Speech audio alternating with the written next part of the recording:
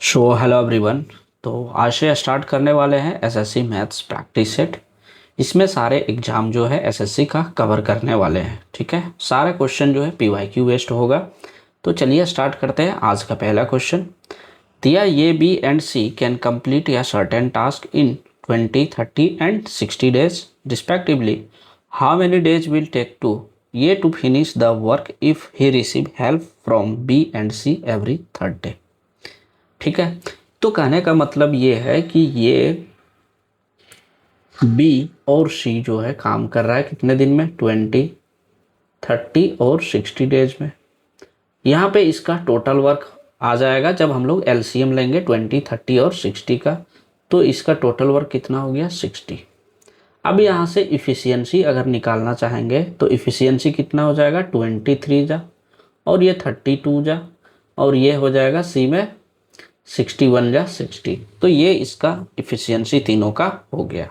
अब क्या बोल रहा है कि ये जो है आपका वो उसका हेल्प जो है एवरी थर्ड डे, यानी फर्स्ट डे जो है वो कौन काम करेगा, ये जो है वो फर्स्ट डे, ये जो है वो सेकेंड डे भी करेगा, और थर्ड डे में जो है वो कौन कौन करेगा, ये बी और सी तीनों काम करेगा।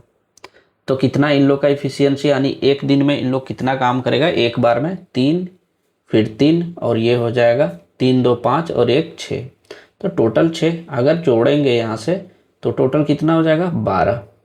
ये 12 काम कर ले रहे हैं एक बार में अगर इन लोग शुरू करते हैं तो 3 लोग हैं। तो यहाँ पे जो है क्या करना होगा, 12 जो है वो कितना गुना है, 60 काम करेगा ये, तो कितना टाइम्स है, ये 5 टाइम्स है, तो ये 5 गुना कर दिए। अब यहाँ 5 गुना कर दिए तो बोला है कि ये कितने दिन में करेगा, तो देखिए ये जो है कितना दिन तक काम कर रहा है, ये एक दिन यहाँ, ये दूसरा दिन, ये तीसरा दिन, यानी एक बार में ये 3 दिन काम करता है, यानी तीनों दिन लगातार ये कर रहा है। तो तीनों दिन लगातार कर रहा है, तो यहाँ पे क्या करेंगे, जो 5 गुना है उसको 3 से मल्टीप्लाई कर देंगे, तो ये हो गया 15 डेज, यानी ये जो है काम को 15 दिन में कर लेगा। ठीक है, चलो देखते हैं next question. There which line has slope -1 and passing through 2, 3। तो कहने का मतलब ये है कि स्लोप का क्वेश्चन आप कोऑर्डिनेट ज्योमेट्री में पढ़े होंगे। स्लोप ऑफ इक्वेशन जो होता है वो क्या होता है, y equal to mx plus C, इसको बोलते हैं स्लोप ऑफ इक्वेशन, या तो equation of A slope.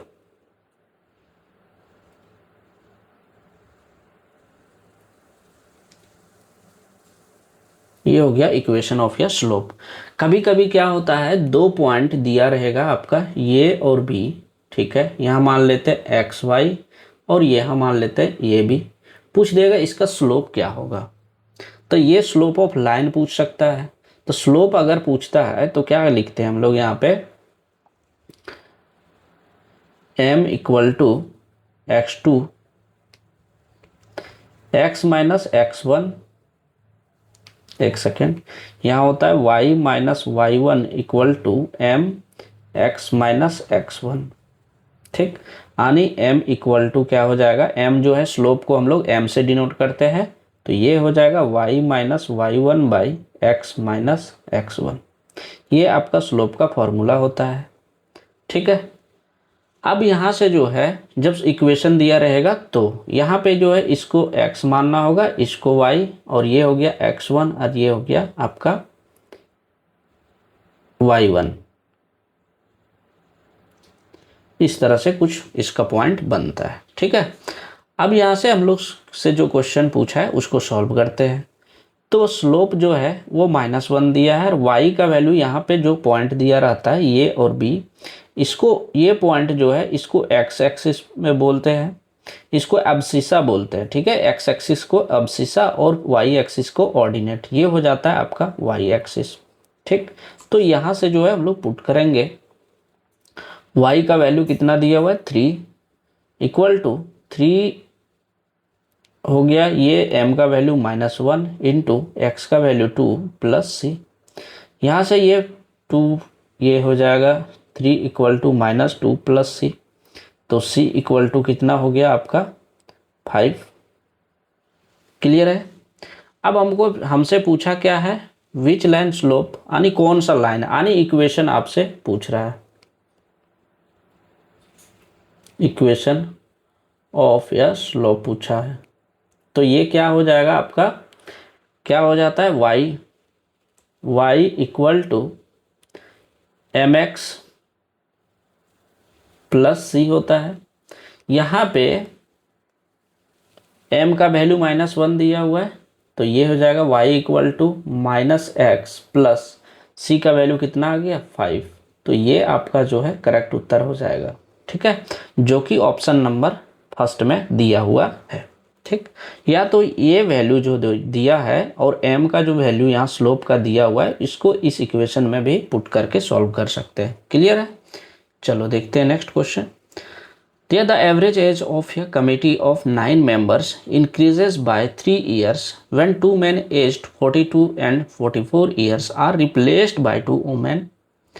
What is the average age of these 2 women? तो कहने का मतलब ये है कि एक कमेटी है जिसमें टोटल 9 मेंबर है, इसका एवरेज जो एज जो है वो बढ़ जाता है 3 ईयर से।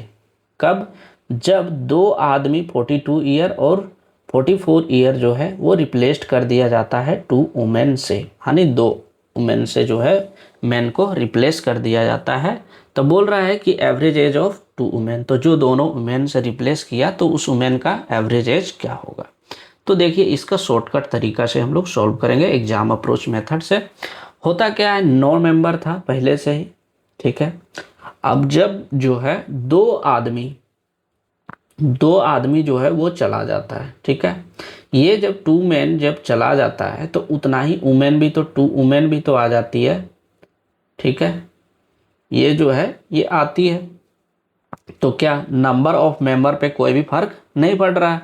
जब नहीं पड़ रहा है तो यहाँ से क्या होगा, वुमेन जो होगी कुछ ज़्यादा ही एज वाली होगी जो आई होगी, जिसके कारण एवरेज पे असर पड़ा होगा। तो यहाँ पे क्या हो जाएगा, ये देखिए आपका 42 ईयर प्लस 44 ईयर जो है वो तो होगा ही होगा, इसमें एक्स्ट्रा भी लेकर के आई जिसके कारण जो है 3 ईयर बढ़ गया है। अब 3 ईयर बढ़ा है, वो एक्स्ट्रा किन किन को मिलेगा, वो 9 मेंबर्स जो है उनको मिलेगा। तो 9 इंटू 3 करेंगे तो 27, ये एक्स्ट्रा जो है 27 लेके आई है, और ये जो 27 लेके आई है वो 2 औरत, तो 2 से इसको डिवाइड कर देंगे तो एवरेज ऑफ वुमेन निकल जाएगा। तो देखिए यहाँ से जोड़ देते हैं, 40 और 40 80, 80 और 20 100, यहाँ से 7 4 11 2 13, 113/2। इसको अगर काटेंगे तो 56.5 आ जाएगा, जो कि ऑप्शन नंबर सी इसका करेक्ट उत्तर हो जाएगा, ठीक है। चलो नेक्स्ट क्वेश्चन देखते हैं। There are 6 consecutive integer and 5 consecutive integer. The average of the 6 integer is 2 less than the average of the integer 5. The sum of the 5 integer is 4 more than the sum of the 6 integer. Find the average of 6 integer. तो देखिए इस तरह का question जो है आपको solve करना होगा आराम से, और क्वेश्चन को पूरी तरह से अंडरस्टैंड कर लेना होगा, ठीक है। देखिए बोला है 6 कंसेक्यूटिव इंटीजर, यानी 6 लगातार संख्याएं हैं, और 5 कंसेक्यूटिव इंटीजर, दोनों का 5 कंसेक्यूटिव इंटीजर का बात किया है, तो इसको छोड़ देना। The average of the 6 integer is 2 less than the average of 5 integer. तो यहाँ पे क्या करेंगे, 5 इंटीजर कर देते हैं और यहाँ पे 6 इंटीजर, ठीक है। अब बोल रहा है 6 इंटीजर जो है 2 कम है, तो 5 इंटीजर को जो है x मान लेते हैं और 6 इंटीजर को जो है हम लोग मान लेते हैं x - 2। बोलो कोई दिक्कत। Average of the 6 integer is 2 less than the average of this, ठीक है। इतना हो गया। अब बोला है the sum of 5 integer is 4 more than the sum of 6 integer. अब देखिए यहाँ पे नंबर ऑफ इंटीजर था, जब एवरेज निकालते हैं तो क्या करते हैं, इसको मल्टीप्लाई करते हैं। तो ये कितना हो गया 5x, और ये हो गया 6x - 12, ठीक है। अब बोल रहा है sum of the 5 integer, sum of the 5 integer is 5x is 4 more than the sum of integer. तो बोला है इज 4 मोर देन द, ये हो जाएगा 4 मोर देन द क्या बोला है, सम ऑफ 5 इंटीजर। ठीक है, तो ये आपका इक्वेशन बन के आ जाएगा। अगर ये आ गया तो क्या करेंगे, यहाँ से सॉल्व कर देते हैं। ये हो गया 5x इक्वल टू 6x, ये जो है -5 12 और +4, तो ये हो जाएगा आपका -8। अब इसको लेफ्ट साइड ले आएंगे तो कितना हो जाएगा, -x इक्वल टू -8, ये कट गया, आया कितना, x का वैल्यू जो है वो आपका 8 आ चुका है। अब क्या बोला है, एवरेज ऑफ 6 इंटीजर, तो 6 इंटीजर का एवरेज क्या हो जाएगा, ये x -2 माने थे, तो x का वैल्यू 8 पुट करेंगे, 8 में 2 गया तो कितना हुआ, 6। तो 6 जो है इसका करेक्ट उत्तर हो जाएगा ऑप्शन नंबर फर्स्ट। अगर यही यदि 5 इंटीजर का बोलता तो यहाँ पे हो जाता आपका 8, लेकिन आपसे पूछा है 6 इंटीजर का, तो वो हो जाएगा 6। ठीक है, चलो सॉल्व करते हैं नेक्स्ट क्वेश्चन को। दिया हुआ है ये TV set is available for 19,650 in case और for 3,100 as a cash down payment and 3 equal annual installment. If the shopkeeper charges interest at the rate of 10% per annum compounded annually, calculate the amount of each installment. तो देखिए ये equal instalment का जो है case है और compound interest भी इसमें लग रहा है। तो इसका जो है सॉल्व करने का तरीका क्या होता है, देखिए ये रेट परसेंटेज दिया हुआ है 10%, 10% का फ्रैक्शन वैल्यू कितना हो जाता है 1/10। ठीक है, अगर यदि इसको हम लोग इंक्रीज करेंगे तो कितना हो जाएगा 10 से 11। ठीक है, अब जो है 10 से जो 11 हुआ तो ये कितने साल के लिए लग रहा है, 3 साल के लिए। और वो बोल रहा है कि इक्वल इंटरेस्ट, आने फर्स्ट ईयर में जो है इसको 10 पे जो है 10% का इंटरेस्ट लगा तो कितना हो गया 11 रुपये। अब नेक्स्ट ईयर में क्या हो जाएगा, 10 का स्क्वायर करेंगे तो ये हो गया 100, और इस पे भी स्क्वायर करेंगे तो ये हो गया 121। तीसरा साल में क्या हो जाएगा, ये 1000 और ये हो जाएगा 1331। अब बोल रहा है इक्वल इंस्टॉलमेंट, ये आपका इंस्टॉलमेंट का केस है, ये हो जाता है आपका प्रिंसिपल। ठीक है, अब इंस्टॉलमेंट जो है सब बोला है इक्वल, तो इसके इक्वल इन लोग को करेंगे तो 13 यहाँ क्या करेंगे 11 से मल्टीप्लाई। अगर यदि राइट साइड में 11 से मल्टीप्लाई किए तो इधर भी 11 से मल्टीप्लाई होगा। अब यहाँ पे जो है 1331 बनाने के लिए 121 से करेंगे तो यहाँ भी 121 से करना होगा। ठीक है, अब जो है मेरा इंस्टॉलमेंट जो है इक्वल आ गया 1331 जो भी था वो। अब इधर हम लोग प्रिंसिपल को ऐड करेंगे तो ये आ गया 1210, फिर यहाँ 1100 और ये हो गया आपका 1000।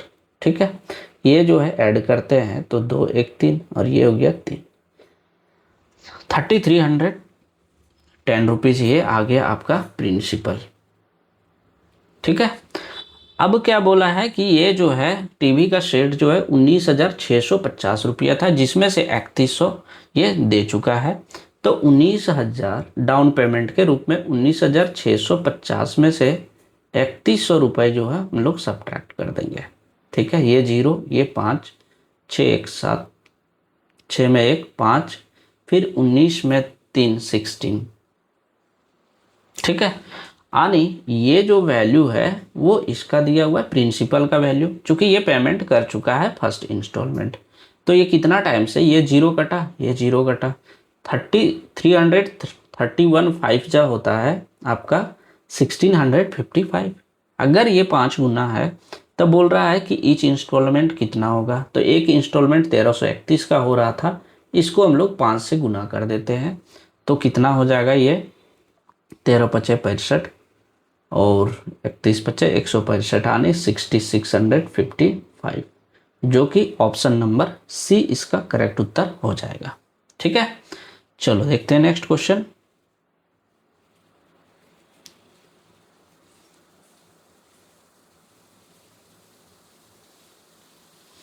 दिया a mobile phone retailer self a phone for ₹P and earn a profit of 20%.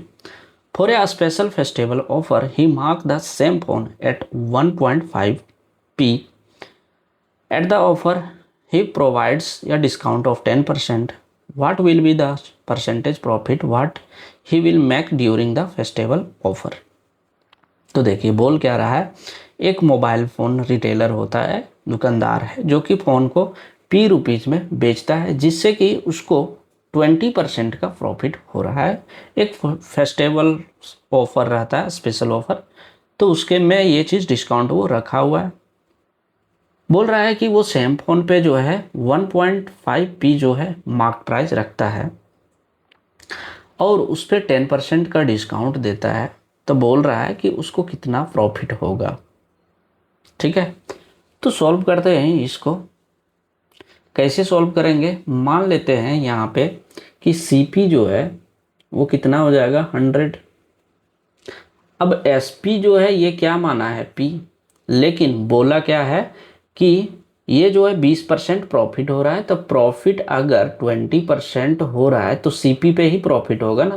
तो CP पे जब प्रॉफिट होगा तो कितना हो जाएगा, CP जो है 100 है, इस पे 20% का प्रॉफिट होगा तो SP कितना हो गया आपका 120, जो कि SP को P माना है और P का वैल्यू 120 दिया हुआ है। ठीक है, अब बोला है मार्केट प्राइस जो है वो 1.5p है, तो P का वैल्यू कितना है 120, तो MP जो है वो कितना हो जाएगा 1.5 इंटू 120, दैट इज हो जाएगा ये 180। अब बोल रहा है इस पे 10% का डिस्काउंट दे रहा है, तो 10% का डिस्काउंट अगर करेगा तो कितना हो जाएगा, ये 18 रुपये इसमें घटेगा, तो ये हो गया 162 रुपीज़। अब बोल रहा है कि इसको जो है कितना प्रॉफिट होगा। तो देखिए यहाँ पे कॉस्ट प्राइस जो है आपका 100 था इस जगह पे, अब ये बेच कितना में रहा 162 रुपये में, तो कितना प्रॉफिट हो रहा है 62 रुपीज़ का। तो प्रॉफिट बाय CP इंटू 100, तो ये 100 कटा तो 62% का जो है इसको प्रॉफिट हो जाएगा, जो कि ऑप्शन नंबर C इसका करेक्ट उत्तर हो जाएगा। दिया ये gadget is sold at a 15% discount on its market price. This sales lead to a profit of 20% on its cost price. If the profit earned is 450 rupees, what would have been the selling price if the gadget was sold at a 20% discount on its market price? तो देखिए बोला क्या है कि market price पे जो है एक गैजेट को 15% डिस्काउंट पे ये बेच दे रहा है। ठीक है, अब इसको क्या हो रहा है, अगर यदि कॉस्ट प्राइस पे बेचता इसको कॉस्ट प्राइस पे बेचता तो 20% का इसको प्रॉफिट हो जाता। फिर बोला इफ़ द प्रॉफिट अर्न, इसको अगर यदि 450% का प्रॉफिट हो रहा है, तो बोल रहा है कि what would have been the selling price, बोल रहा है कि ये सेलिंग प्राइस कितना रखा होगा अगर यदि गैजेट वाज सोल्ड, अगर गैजेट को जो है वो मार्क प्राइस के से बोल रहा है 25% का डिस्काउंट कर देता है, तो कितना में वो सामान को बेचेगा। तो चलिए सॉल्व करते हैं। यहाँ 20% प्रॉफिट किस पे हो रहा है, कॉस्ट प्राइस पे। तो यहाँ पे क्या करेंगे, 20% का जो है प्रॉफिट क्या है, देखिए फ्रैक्शन वैल्यू जो है यहाँ पे लिखेंगे 1/5 कॉस्ट प्राइस ऑन 20%, तो CP 20% का फ्रैक्शन वैल्यू 1/5 इक्वल टू ये प्रॉफिट है। तो देखिए यहाँ पे जो है प्रॉफिट हो रहा है, तो क्या था कि अगर प्रॉफिट हो रहा है तो 1/5 को जो है हम लोग लिखते क्या 5/6 ये 6/5 लिखते, जो कि ये आपका SP हो जाता और ये जो है आपका CP होता है। ठीक है, तो यहाँ प्रॉफिट का बात कर रहा है, तो प्रॉफिट का बात कर रहा है इसीलिए CP इंटू 1/5 किया, यानी 1 जो है ये आपका प्रॉफिट हो गया और इसका इक्वल में जो है यानी इसका वैल्यू प्रॉफिट का जो है वो 450 दिया हुआ है। ठीक है, अगर यदि इसको हम लोग सॉल्व करेंगे तो ये कितना हो जाएगा आपका CP का वैल्यू 2250, ये CP हो गया। अब बोल रहा है 450 का प्रॉफिट हो रहा है, दैट मीन्स वो सेलिंग प्राइस हो गया। तो SP इक्वल टू क्या हो जाएगा 2250 प्लस 450 रुपीज़, यानी इसको अगर हम लोग जोड़ेंगे तो ये हो गया 2700। SP कितना हो गया आपका 2700। अब 2700 हो गया। अब बोल रहा है कि मार्क प्राइस पे ये 15% का डिस्काउंट करता है। तो आपको पता है कि इससे मेरा क्या निकल सकता है, मार्क प्राइस। तो मार्क प्राइस इक्वल टू होता है, अगर एसपी दिया हुआ है तो mark price equal to SP into 100 divided by 100 minus discount. ठीक है, अब यहाँ से सॉल्व कर देते हैं। एमपी निकल जाएगा 2700 इंटू 100 बाई 15% का डिस्काउंट कर रहा है, तो ये हो गया आपका 85। यहाँ से हम लोग काट सकते हैं, 70 पच्चे 85 और ये हो गया 20 दूना 20 पच्चे 100। यहाँ से हो गया आपका 27 दूना 54 आनी 54,000 बाई 17। ये क्या हो गया आपका एमपी हो गया। ठीक है, अब ये हो गया एमपी। अब बोल रहा है इस पे अगर 25% का डिस्काउंट देता है तो सेलिंग प्राइस क्या होगा। ठीक है, तो यहाँ से चलिए, नहीं पेज छूटा है, तो यहाँ से ही हम लोग का निकल जाएगा। मार्क प्राइस आ गया। अब मार्क प्राइस पे जो है इसको यहाँ से लिख देते हैं मार्क प्राइस। अब इस पे डिस्काउंट दे रहा है 25% का आने 3/4 का। 5% को वही 25% को वही लिख सकते हैं ना। तो यहाँ से इसको काटते हैं, ये 4 से कट जाएगा आपका 13 से 13 चौके 52 2 4 पच्चे 20, ये हो गया 2 0। यहाँ से अगर यदि मल्टीप्लाई करेंगे तो ये हो गया 0 0 5 तिया 15 13 39 और 1 40, इतना डिवाइडेड बाय 17। यहाँ से आपका जो है अप्रॉक्सीमेट में वैल्यू आने वाला है। इसको काटते हैं, अगर काटेंगे तो ये हो जाएगा 17 2 जा 34 बच गया 6 और ये 565। 70 तिया 51 3 टाइम्स में जाएगा तो 51 हो गया। ये हो गया 4, ये हो गया 14। यहाँ पे एक 0 था, वो 0 लिखेंगे तो 140 हो गया। तो 17 8 जा होता है 136, तो 136 कर दिए, बचा 4 और 0। इसको क्या करेंगे 2 टाइम्स फिर जाएंगे, 2 टाइम्स गए तो देखिए कौन सा ऑप्शन मैच कर रहा है। आपको पूरा सॉल्व नहीं करना है, इधर डेसिमल होगा, उसके बाद इधर कुछ वैल्यू आएंगे। तो 2382 कौन सा ऑप्शन में है, तो ऑप्शन नंबर डी में जो है ये ऑप्शन दिया हुआ है, तो यही इसका करेक्ट उत्तर हो जाएगा। ठीक है, चलो सॉल्व करते हैं नेक्स्ट क्वेश्चन। दिया ये chord in a circle with radius 10 centimetre subtended an angle of 90 degree at the centre, what is the area of the minor segment. तो देखिए बोला क्या है, एक सर्कल लिए, ठीक है, यहाँ पे बोला है कि एक एंगल सबटेंडेड करते हैं, यानी एक एंगल जो है यहाँ पे लोग बनाते हैं। ठीक है, जिसका रेडियस बोला है 10 सेंटीमीटर, ये ओरिजिन यानी मिड पॉइंट मान लेते हैं, इतना हो गया। अब 10 सेंटीमीटर वो है, ये भी 10 सेंटीमीटर होगा। बोला यहाँ पे जो है वो 90 डिग्री का एंगल बना रहा है, तो बोला है कि माइनर सेगमेंट का एरिया क्या होगा, दैट मीन्स इसका एरिया क्या होगा। ठीक, तो इसका एरिया निकालने के लिए तो लिखना होगा यहाँ पे area of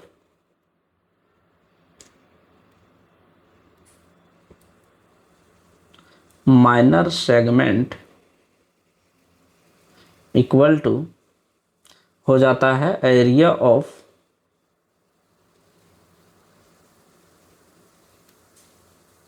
sector minus area of triangle.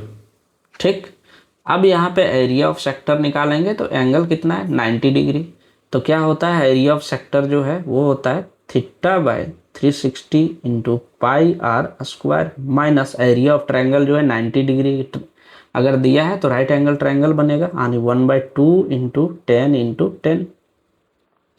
अब यहाँ पे थीटा का वैल्यू जो है वो 90 डिग्री दिया है, तो कितना हो जाएगा यहाँ, अगर यदि हम 90 पुट करेंगे तो 9 4 जा कितना हो गया 1/4, पाई को पाई में ही रहने दे, इंटू 10 का स्क्वायर कितना हो जाएगा 100 माइनस यहाँ से ये काटेंगे तो ये हो गया 50। ये अगर कट गया तो 25 4 जा 100, तो 25 पाई माइनस 50 जो है स्क्वायर सेंटीमीटर जो है इसका एरिया हो जाएगा, जो कि ऑप्शन नंबर में दिया हुआ है फर्स्ट में। तो ऑप्शन नंबर फर्स्ट जो है इसका करेक्ट उत्तर हो जाएगा। ठीक है, चलो देखते हैं नेक्स्ट क्वेश्चन। दिया हुआ an individual invested certain amount in 3 different scheme P Q and R at simple interest rate of 7% per annum, 9% per annum and 11% per annum. If the total interest accrued in 1 year, बोल रहा है 1 साल के लिए अगर total interest मिलता है, total तो कितना मिल रहा है 2520 रुपीज़। तो बोल रहा है कि जो अमाउंट इन्वेस्ट कर रहा है स्कीम आर, वो कितना कर रहा है, पी का 250% और आर जो है इन्वेस्ट कर रहा है क्यू का 300%। तो बोल रहा है what was invest the amount invested in scheme P. तो बोल रहा है पी स्कीम में जो है कितना अमाउंट टोटल इन्वेस्ट हो रहा है। ठीक है, तो सॉल्व करते हैं इस क्वेश्चन को। इस तरह का क्वेश्चन थोड़ा लेंदी होता है, तो फर्स्ट अटेम्प्ट में ये क्वेश्चन ना करें, सेकेंड अटेम्प्ट में इसको करें अगर टाइम बचता है तो, अदरवाइज जाने दें। ठीक है, तो देखिए पी क्यू आर लिखेंगे यहाँ पे, पी क्यू और आर, इतना हो गया। अब बोल रहा है 7%, 11% और 9%। तो देखिए यहाँ पे 7% पी का है, क्यू का है 9% और आर का है 11%। इतना जब हो गया, आगे क्या बोला है उसको भी हम लोग को देखना पड़ेगा। बोला क्या है कि पी जो है, आर जो है वो एक्योर्ड, यानी आर जो है वो बोला है कि 250% है आपका, 250% यानी 250/100 किसका है, स्कीम पी का। और आर जो है फिर से बोला है कि 300% है स्कीम क्यू का। ठीक है, यही तो बात बोला है। अब यहाँ से जो है हम लोग का वैल्यू निकलेगा, तो सॉल्व करते हैं। यहाँ से ये कितना हो जाएगा, ये कटा आपका 25/10, यहाँ से लिख सकते हैं क्या, 5 5 जा और ये 2 5 जा, यानी पी रेशियो अगर आर लिखना चाहे तो कितना लिखेंगे, पी का वैल्यू 2 और आर का वैल्यू 5, यानी 2:5 हो गया। यहाँ से अगर सॉल्व करेंगे तो देखिए यहाँ से आर रेशियो क्यू अगर लिखना चाहेंगे तो ये आपका हो जाएगा, आर का वैल्यू 3 है और क्यू का वैल्यू 1 है। ठीक है, ये चीज़ आपका हो चुका है। अब यहाँ से जो है हम लोग निकाल सकते हैं पी क्यू आर का वैल्यू।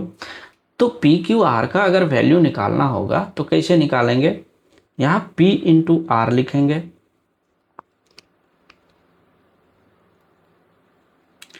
ठीक है, पीछे साइड लिख देते हैं, P इज टू आर का वैल्यू दिया है 2:5। फिर दिया हुआ है R is to q, r का वैल्यू जो है वो 3 है और क्यू का वैल्यू जो है वो है 1। यहाँ से हम लोग का रेशियो निकल जाएगा, 3 2 जा 6 और हो जाएगा 5 3 जा 15 और ये 5 1 जा 5। That means p Q and r का जो है रेशियो आ गया 6:5:15। ठीक है, इतना आ चुका है। अब आगे जो है हम लोग क्या करेंगे, इसको ऐड कर सकते हैं। ये हो जाएगा 15 6 21 21 और ये हो जाएगा 15, एक सेकेंड, 6 5 11 और 15 26 हो गया ना। तो इसको एक चीज़ हम लोग कर दे क्या, इसको 100 मान के चलते हैं, थोड़ा सा हम लोग के लिए आसान हो जाएगा सॉल्व करना, है ना। तो चलिए सॉल्व करते हैं। इसको मान लेते हैं 600, इसको मान लेते हैं 500 और इसको मान लेते हैं यहाँ से आपका 1500। ठीक, अब इतना जब हो गया तो क्या कर सकते हैं, यहाँ से हम लोग देखिए, यहाँ से 7 और 9 16, 16 और 21 कितना हो गया आपका 27 हो गया। अब 27 का जो है वैल्यू 27% हो गया ना, ये 27% हम लोग का हो चुका है। अब 27% यहाँ हो गया और यहाँ पे जो है हम लोग का तो देखिए यहाँ तो 27% आपका आ जाता है, ठीक है।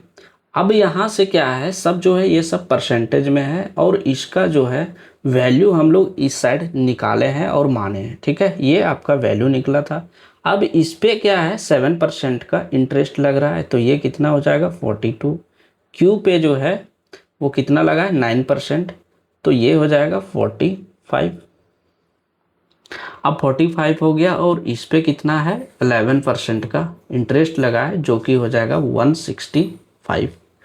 अब 165 और ये आपका कर देंगे, ऐड करेंगे तो कितना हो जाएगा 16 और 4, तो ये हो गया 210। 210 और फिर जो है इसको ऐड करेंगे तो ये आपका टोटल हो गया 252। अब 252 का जो है वो वैल्यू दिया हुआ है क्वेश्चन में आपका कि इतना जो है ये इंटरेस्ट इसको मिल रहा है, वो कितना है 2520। तो कितना टाइम से ये 10 गुना है, ठीक ना। अगर यदि ये 10 गुना है, अब आपसे बोला है कि Q का अमाउंट इन्वेस्टेड यानी P का जो है क्या अमाउंट होगा, तब P का अमाउंट कितना होगा। ये अगर 10 गुना है तो अमाउंट जो है इसको माने थे, अब इसमें जो है हम लोग 10 टाइम्स कर देंगे तो कितना हो जाएगा ये 6000। तो 6000 जो है इसका करेक्ट उत्तर हो जाएगा ऑप्शन नंबर सी, ठीक है। चलिए देखते हैं नेक्स्ट क्वेश्चन। बोला है ये tower stand 50 metre tall, from its peak the angle of depression to the top and bottom of a nearby building are measured at 30 degree and 45 degree respectively. Determine the approximate height of the building as well as the horizontal distance separating the tower from the building. तो देखिए बोला क्या है कि एक tower से जो है, एक बिल्डिंग पर से जो है ये टावर लगाया गया है, इसमें बोला है कि कुछ जो है एंगल बनता है जो कि 30 डिग्री है और 45 डिग्री है, ठीक है।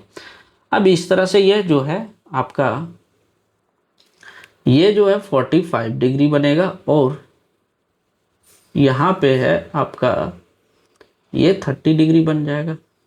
बोलो कोई दिक्कत। अब क्या बोला है कि ये जो है ना टावर का लंबाई वो टोटल है 50 मीटर, यहाँ से यहाँ तक की जो दूरी है वो है 50 मीटर। अगर यदि ये 50 मीटर है तो आप लोग को हम बताए हैं हाइट एंड डिस्टेंस चैप्टर में, अगर नहीं आप लोग देखे होंगे तो हम पिन कर देंगे, आप लोग देख लीजिएगा लास्ट में, ठीक है। अगर वो देख लेंगे तो आपका कंसेप्ट क्लियर हो जाएगा, ये सब क्वेश्चन जैसे तुरंत बन जाएगा। लगभग 10 सेकंड में क्वेश्चन पढ़िए, आंसर दीजिए। तो देखिए ये 45 डिग्री है, आपको बताए थे कि ये जो है एक राइट एंगल ट्रायंगल है, यहाँ 45 डिग्री है, ये 90 डिग्री हो जाएगा, तो यहाँ कितना होगा 45 डिग्री। तो इसका जो है रेशियो क्या होता था, 45 डिग्री के सामने 1 है तो ये भी 1 होता था और ये √2 होता था, ठीक है। तो ये सारा चीज़ मैंने बताया है।